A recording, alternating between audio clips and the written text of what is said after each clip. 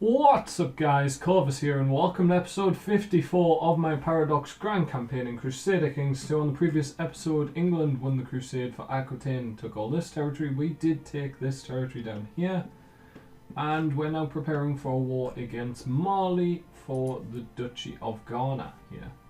It's interesting that the Duchy of Ghana is all the way up here when Ghana is like entirely coastal. It doesn't extend anywhere near this far up. So yes, we're going to just declare this war. He doesn't have many men, he's at war himself. Or is that a she? That's a she. Yes. So we are going to declare the Holy War for Ghana. Let's get at it. March to here. Some random prisoner has become a underhanded rogue. Lots of our prisoners seem to end up homosexual as well. I don't know if that's just something I've noticed or if... No, I want to ransom any one. Can any of my prisoners be ransomed at this point? No, so I just have 27 prisoners unable to be ransomed. I can gain the falconer trait, which gives +1 diplomacy. That's nice. That gets us up to 40 vassal limit. But if my plan that I've just came up with in the break between episodes is going to succeed, then we're going to have a lot of vassals, because I can't seem to work out how you transfer vassalage of dukes under kings. It doesn't seem to work. I haven't found out how to do it. This guy's got decent marshal, so we'll tell him to train troops in our capital. This is entirely our retinue that we're using. Yeah, which is why we were able to declare war so fast with 13,000 men standing on their border. So our son has become a great eminence, that's nice. And we have diarrhea, that's not so nice. So we need a new commander. Let's just appoint this duke, and then let's go to our son, and we'll get him married off to... Let's get him married off to the Princess of Burgundy, because she'll come to my court, and it's a Carly. So he'll try and treat me. I need to reconnect with the moon. Not sure if that's going to work. So we could just stay here and try and siege this down. My wife's pregnant again. He thinks I have dysentery. We gain some health. We have a granddaughter? Yes, Anastasia. The famous Russian princess, who was actually Italian. So we'll just siege this down. We have dysentery, which isn't nice. How many? -4 health. We may die.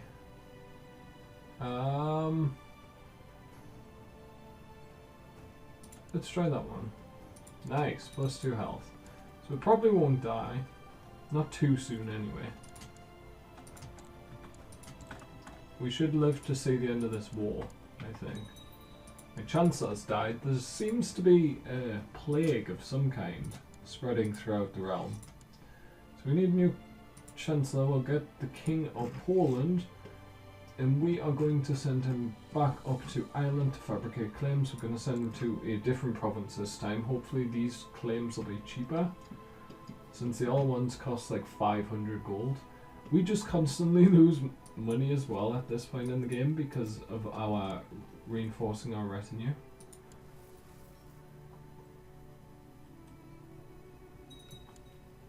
Okay, so they beat the rebellion. It's a bit late for that now though, I would say.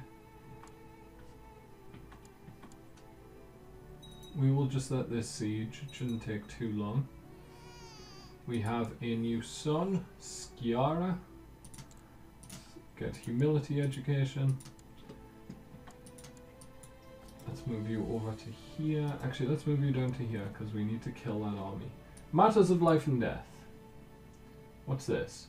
With age comes wisdom, they say, or at least it may change the questions we ask, you mutter to yourself. You've had trouble sleeping lately. More often than not, well, the rest of the corps is sound asleep, you find yourself staring at the ceiling. You're getting older, each day closer to leaving this plane of existence. It is folly to fear such things, of course, yet you cannot keep these feelings at bay. Didn't you used to dream of grander things? Or are you carving your own path? What happened to ambition? You sit up straight in your bed. This is ridiculous. You are the ruler. You have people ready to serve you your any whim. Perhaps your counselors have ideas. If nothing else, it might help your trouble sleeping. So we can either gain content, or we can do this, which I believe where this event chain is about to start is the immortal event chain. Okay, so your council convenes, a meeting of minds. The council convenes and the faces of your advisors speak of confusion. Why are we here, my lord? It comes with a hint of concern. You sit down and the suspense is almost tangible. As you leave the question hanging in the air, finally you speak, and without disclosing much of your current nightly restlessness, you convey the message eloquently enough. I want to discuss... very eloquently. I want to discuss the concept of life and death, and I want to look into everlasting life. They nod, slowly. So what do you think? The spirit rises in the room as your councillors start to talk, some hesitantly, some gesturing wildly. They all have ideas. So I could send my chancellor, who has 24 diplomacy, my marshal, who has 18 marshal, my intrigue guy, who has 10 intrigue, which isn't great, or my bishop. We're actually going to send my King Cosma. Let's have a look at King Cosma. Let's see, how much would a gift cost? Not too much. Let's gamble to full opinion. And let's try and hope that he can get me everlasting life. We're going to go kill this army. That gets us up to 79% war score, which is a lot. We are going to go siege their capital down now. We're just going to assault it, all levels of it. That gets us to 89%. We are going to probably go to Ghana. They get there on the 29th of July. We will get there in August. They just attacked me. I lost the trait Dysentery. Awesome. And we're 100% war score. We can offer peace. Let's do that. We have won. So we need to hand out these territories. We also need to usurp the Emirate of Ghana. And we are going to find someone to give this out to. Let's actually give this out to a family member. So, actually, what's the kingdom down here look like? It's Empire. It's the same as the Empire. Okay, so it's not that crazy. We could create the Kingdom of Mauritania, which is up there. Could we? Really? We can't afford it, but we could create it. I don't really feel like creating it. We're going to... First of all, we're going to create new vassals in all these places. These are all bishoprics, interestingly enough. No cities. So, we are going to now... Yes, because these are all tribes. I'm going to find a family member. So let's go to our family tree, not family tree, dynasty tree. Let's expand it. We have 241 living members. Let's go to one of my brothers. And yes, Livio here, you can have the Duchy of Ghana and everything in it. There's not much in it. It's 4 counties. That's what you just got. Plus he's a tribal vassal, which you'll hopefully sort out soon. My daughter he's married to. Okay, so we are now going to send this army. As much as I would like to deal with the Sadid province down here, they're not strong at all actually, are they? They don't have many men to the name. They're minus 400 gold. We could pretty easily take care of that. And we may have a claim which we could press. Pacts, they have no alliances. Holy Wars, de jure claim on that place. Let's do that. Let's march up to that. And then let's raise all of our personal troops. Send them all here. Get rid of these ones.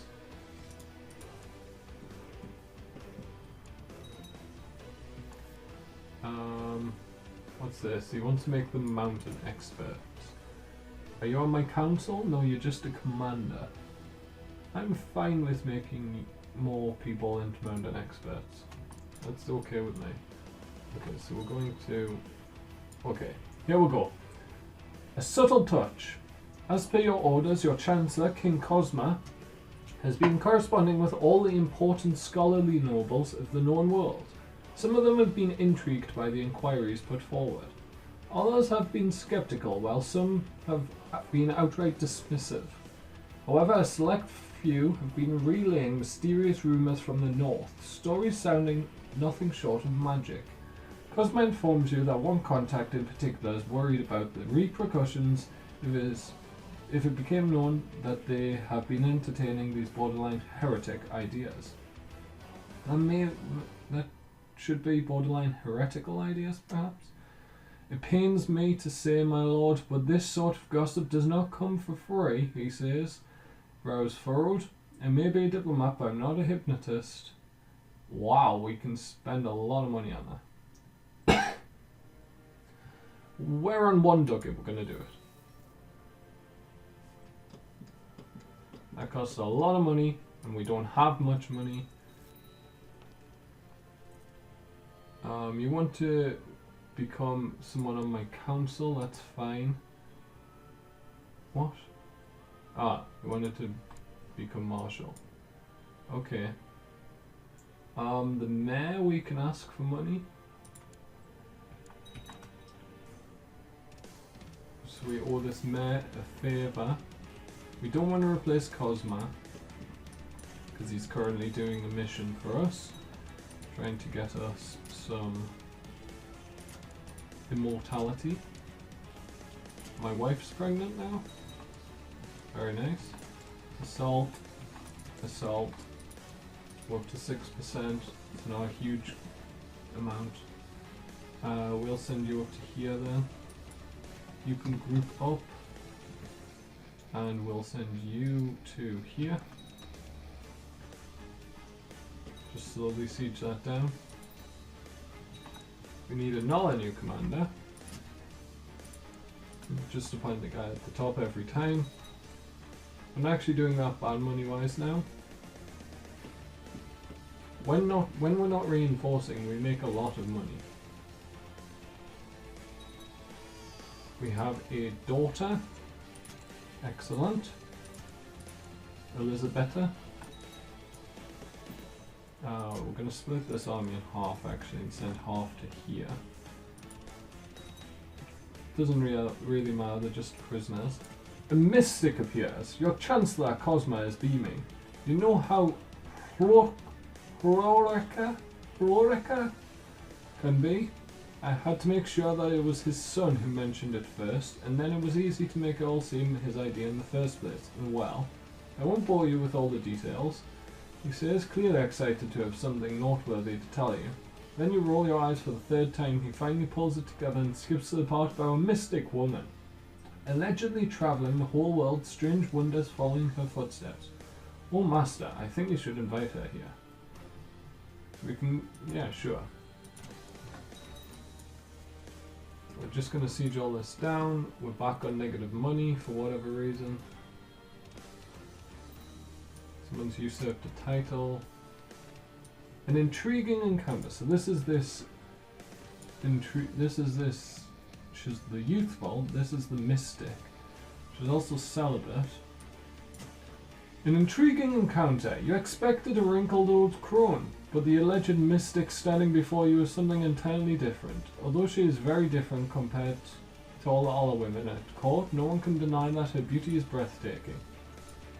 With a voice as soft as lamb's wool and tinged with a foreign accent, she introduces herself as Idun?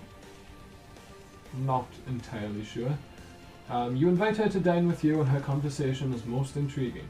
If not outright controversial at times, she claims to hold the secrets to eternal life and vitality, and offers to teach you more, if you're willing to accept her quest. While it is impossible to know if this fair maiden speaks the truth, at least she seems very experienced for her tender age. But is she immortal? So we can accept her teachings and lose the trait zealous, gain sympathy for pagans. We can basically just gain 100 piety either way. We'll annoy our temple vassals, but that's not too bad, so we'll do that. And we're going to siege down these guys in the meantime. A serious concern. Ordofleda, my kinswoman, joins you at supper one evening. She initiates conversation about the status of trade in the realm, but you notice that she seems distraught. You interrupt Ordofleda, demand to know why she has sought you out. My lord, I fear for your life. Who is this sacrilegious heathen you have invited to your court? Her promises are sweet, I am certain, but she cannot be trusted. Please, my lord, allow me to find out her true motive before it is too late. So I can imprison the youthful. She's charitable and trusting and gregarious. No, I'll allow it to investigate, but I want to become immortal. Did she gain fussy? She gained fussy. Great. All is well. Late one night there is a knock on your door of your study. You open the door to find Ordofleda standing there. You make a gesture for her. So she's my kinswoman, so she's not that closely related to me.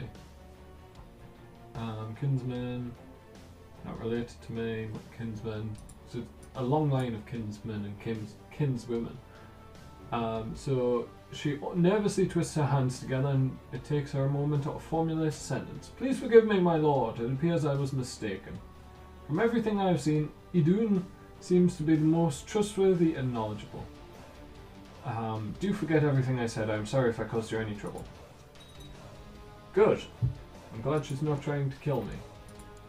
It'd be nice not to die and actually become immortal. It's kind of the opposite of what I want to do if I die. So we're currently 46, so we'd be stuck as a 46-year-old forever, but that's not too bad, is it? Yes, we'll pray to God that okay, the Fellowship of the Glade. Idun tells you a tale about a hidden glade in which an ancient apple tree grows. The apples are the most delicious in the world, but more importantly, anyone who eats them becomes young and new. She offers to help you find the glade. She also warns you that the search will not be easy and potentially very dangerous. Idun urges you to form a fellowship of brave warriors to aid you in your quest. So this is going Lord of the Rings style. While you could just order some of your soldiers to tag along, she insists that they must follow you out of loyalty, not only by duty. She suggests you arrange a grand feast and speak to them from your heart. So we can lose a lot of money again. Smaller feast, or she'll leave. Yes, we're going to lose a lot of money again. It's fine. We can win this war without money. A merry gathering. It is the night of your feast, and warriors have come from far and wide. The word must be spread because there are far more guests than expected. Luckily, with Idun's help, you managed to make room for everybody, and after raiding the stores, there is enough food and wine to go around. The music is jolly, the spirits are high, and laughter echoes in your hall. Halfway through the dinner, you stand up to hold your speech. At first, you are nervous, but when you see the fervour light up in the guest's eyes, your confidence rises. You deliver the best and most passionate speech of your life. By the end of it, the crowd stands up, howling and applauding. You look to your right where Idun is seated. She's beaming at you. It seems like you have your fellowship. More wine for everyone. We gain the trait Gregarious, which is a good trait.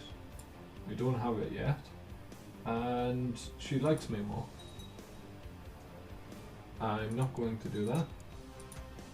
I'm just going to finish these sieges off. Random subject just converted. And come on, sieges, get done quicker, please. I'm going to move up to the capital. It's actually very low on men here.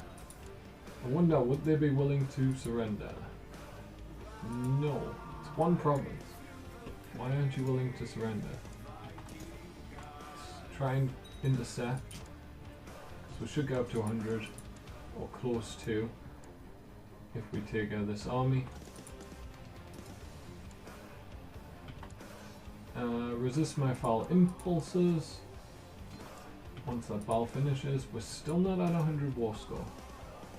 That's frustrating. I don't think we're ever going to be at 100 war score, based on the fact that those battles aren't helping. So those sieges are all complete. What is stopping me from getting to 100 war score? Go away. So it's capped at 99 because, and I've not yet won a major battle. They only have 1,000 men. How can I win a major battle if they don't have enough men to have a major battle? So we're going to run to La Mancha. An obstacle in your path. Well, okay guys, we are going to do this one more thing and then we will end the episode. An obstacle in your path. Ever since Adun announced that the time for the search was nigh, you have been busy with preparations. The warriors are equipped, the provisions gathered, and the best horses procured. Yesterday, you finally set out on your quest. Adun has led your fellowship deeper and deeper into the wilderness. The trail with which you follow is barely visible in the thick underbrush, but Adun seems certain this is the right path. The trail begins to slope upwards, and within a few hours you are trudging up a narrow mountain path. The trail makes a sharp turn, and as you pass it, you spot an obstacle overhead. There's been a rock fall and boulders are blocking your path. Idun insists that this trail is the only way forward. Do we choose the quicker but more exhausting option, or the more perilous but quicker option? So this is going to be more likely to kill me, but I'm more likely to succeed, I'm guessing. I'm going to do it. And can I save? I don't want to test saving it in case this event goes away. So we are going to pause the episode here. We'll be back in another episode later on today, guys. But if you've enjoyed this one, make sure to leave a like, hit subscribe as well. Come back in about 2 hours time and you'll see the next one. But from me, Corvus, thank you guys so much for watching and goodbye.